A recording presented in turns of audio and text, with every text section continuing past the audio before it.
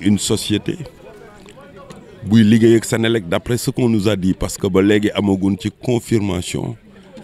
qui s'appelle Excelec je pense ñoo fi ñëw bërki démb ci timis indi ay poto yi ngay gis en béton et en fer poto yoo xam ne ça fait plus de 5 mètres. dama doon seen entraînement école de football lu Xayal FC bi ñu paree dem toog seen coach pour ñu def leen débriefing si laa gis booy daw jóg rek daw bi ñu jógee daw nag man bi may ñëw fi nag fekk naa ñu yëkkati nit yi ba jël corps yi yóbbu leen si biir dispensaire bi quoi mooy corps sans vie yi. poto bu nekk ça pèse plus de 5 tonnes ñu ñëw teg ko tegin boo xam ne c'est du n'importe quoi jusqu'à une hauteur de 2 mètres demoon na ba 2 mètres il a fallu que xale yi bëma ko pour éviter que beneen drame am ci biñ ko fiy teg ñin fi fekk nee nañ leen fii du tegukaayu lii parce que kii terrain de sport la pour xale yi xaar yàlla. dama fi romb personnellement ma taxaw interpeller leen ne leen li ngeen def nii wóorul c'est pas sûr fii espace de jeu la bon malheureusement ñu répondre ma sax réponse boo xamante ne xaw na ñagas. mais ñim fi jot a fekk araftu nañ leen ne leen fii du tegukaayu potolamp ñu ne leen dañu am autorisation xëy na aussi seen xel moo yeggul ci laaj leen autorisation bi ku leen ko jox parce que maire bi mu ñëwee démb nee na moom yëgul tinul donc en fait kenn joxu leen autorisation dañoo xool foo xam ne yaatu na rek xëy na ñu ne waa xaar yàlla duñu ay nit ñu ñëw tegal ñu ko dem seen yoon bi xale yi foo ci la benn bi daanu bi mu daanoo dal ci 3 kenn ki yuuxu y a une équipe qui s'entraînait là équipe bu Sidi Diarra bi xaar yàlla football club moom moo wax ay joueurs am daw leen dimbali xale yi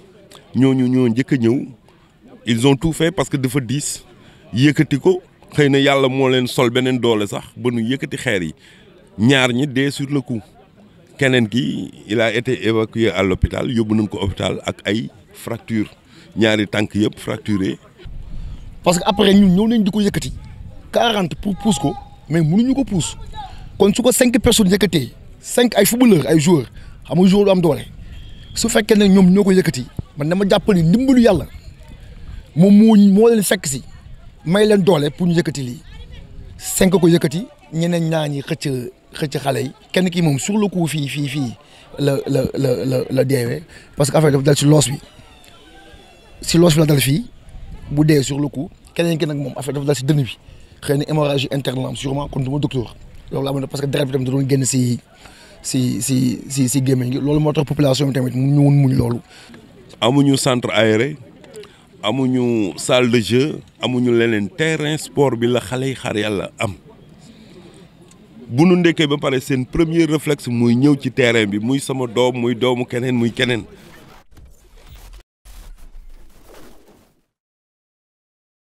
autorité yi le maire a été prompt maire bi moom bi mu déggee mbir mi ñëw na massawuñu taxaw ak ñun c'est vrai que y a eu de l'incompréhension parce que nit ñi pour ñoom xëy na maire bi moo joxe autorisation mais bi mu ñëwee devant tout le monde il a dit que yëgu ko xamul ku ko fi teg. wax dëgg yàlla monsieur le maire bi mu ko yëgee ñëw na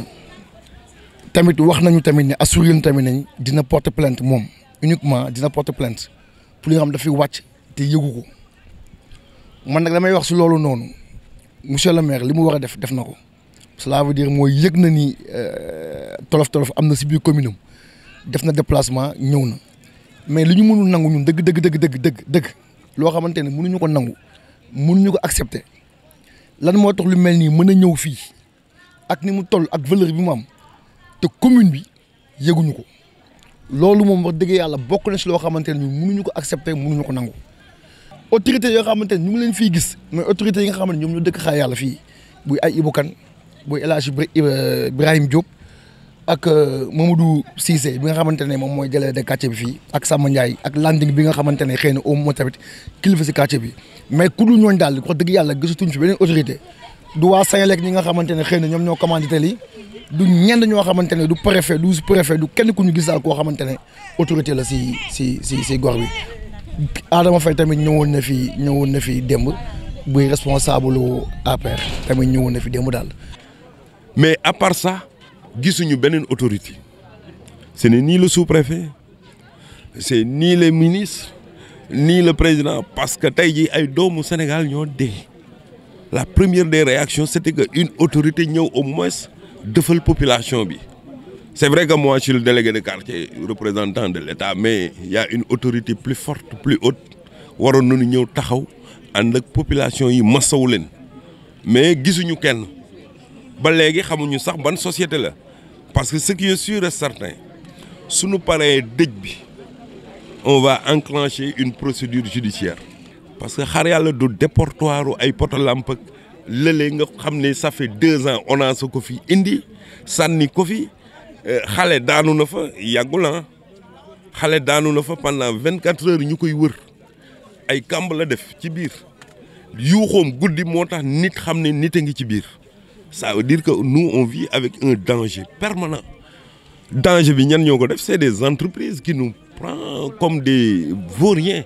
parce que en fait on se dit que ne ñii daal bañuñu dara mais loolu dafay jeex xar yàlla. waaw bi mu amee wax dëgg si yàlla autorité ñëw nañu bon bu ñu nee autorité mooy le maire de la commune ñëw na chef de quartier ñëw na responsable politique yi aussi yëpp ñëw nañ bon ñi nga xam ne xar yàlla lañ dëkk di fi yeewoo lépp ñëw nañ wax dëgg si yàlla am na taxawaay bu mat sëkk l'état wala je sais pas ñi war a wax waxaguñu dégguñ leen ci ñu wax voilà te loolu xaw nañu metti parce que ay vie la yoo xamante ay xale yu ndaw yu innocent yoo xam ne tey ñàkk nañu seen bakkan. metti na trop parce que démb soo xoolee su nekkul woon mag ñi responsable ñëw tey xale yi catastrophe dina fi am parce que xale yi jóg nañu bëggoon nañu yàq fii même poteau yi nii naroon nañ ko yàq war a dem ci tali bi baare taal ay pono mais comme yàlla dafa def xar yàlla peut-être quartier bu responsable la bien mun nañu wax lu bëri ci xar yàlla mais ñun ñu fi juddu yaroo fi xam nañu quartier bu responsable la ñu maîtriser les jeunes wax leen ni bu ñu yàq nañu bàyyi affaire bi suivre son cours waaw mais am nañu lu ñu metti trop te ba tey nag dañuy tox di suivre joxoon nañ leen délai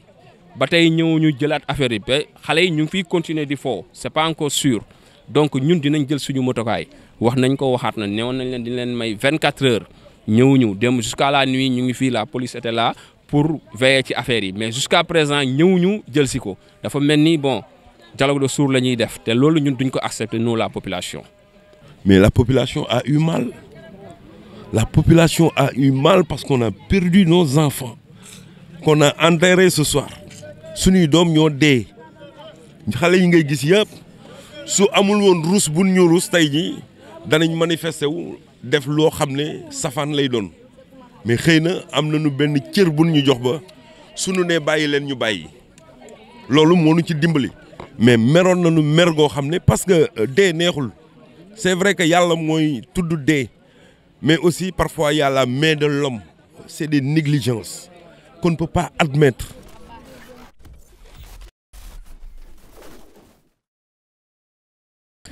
man daal li may wax mooy yu mel ni moom buy xar yàlla buy Grand Yoff fu mu mënta doonati boo koy teg na am certitude ana bant yi ay bant yoo xamante ne ay bant yu ay bantu sapin yoo xamante ne 5 centimètres la am loolu dafa mën tee 5 tonnes par exemple tey jii 5 tonnes su fekkee xale bu am 5 ans daaneel na kon teg bee baaxul beneen bi tamit mooy bu ëllëgee sax bu bañ a amati ñu indi ay manœuvre ñoo xamante ay spécialiste nañ si ranger lu mel nii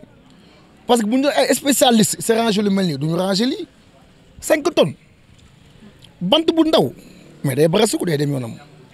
loolu xel la laaj ak xalaat la laaj cela veut dire mooy nekkul ko da ngay toog sa bureau rek di non. tamit ñii di manœuvrer di ko wàccee tamit ouvrier yi tamit war nañu yee seen xel tellement que ba yii bañ a dalati en tout cas daal ñun li ñuy ñaan mooy terrain bii man presque laa wax 49 ans laa presque léegi ma am 50 ans fii laa foowee si terrain bii laa foowee. c'est mal posé primo mais deuxièmement protégé wuñ ko waroon nga mën a def sax ay cordon de sécurité yoo xam ne da nga koy teg wërale ko ñe fii des dangers la nga xam ne benn xale du fa def mais defoo fa dara. donc ñëw rek teg ko c'est un espace de jeu pour les enfants képp xam nañu Grand Yoff xar yàlla amul xale yi amuñu fu ñuy foowee fii rek la ñu am fu ñuy foowee terrain yëpp jël nañ ko y a plus d'espace donc nga ñëw teg ko fi dem jëloo benn matukaay donc damay jàpp ni ñooñu ce sont des criminels moo boobu sax laay utiliser ce sont des criminels te yoon dafa leen war a teg loxo. dunu yàlla de mais lu mel ni moom dootu fi amati parce que duñ ko nangulati kenn ñëw fi teg fi bagage ku fi njëkk a ñëw teg bagage la population sera alertée te da nga yanuwaat say bagage delloo ko. Imagine là c'est un dépotoir d'ordures kan mooy yore loolu UCG waruñu mën a nangu ñëw rek def dépotoir alors que terrain bi c'est pour les enfants xale yi duñu football ci télé bi ci terrain bi la ñuy football xale yi fekk wuñ leen ci télé bi ñoom ñoo leen di fekk ci seen terrain suñu demee toog ak sous-préfet lui en tant que représentant de l'État danañ ne ko lii dañu bëgg mu dañ fi su defee li war nag ba mu dañ fi alhamdulilah su ko deful on trouvera les voies et moyens pour enlever ça c'est tellement simple. Mais la Sénélec, même si la Sénélec travaille avec une société sous-traitante, d'après ce qu'ils ont dit, parce que jusqu'à présent, nous, on n'a pas toutes les informations pour savoir qui est l'auteur de cet acte. Peut-être demain, vous nous guissez le sous-préfet, il nous dira qui est l'auteur de cet acte.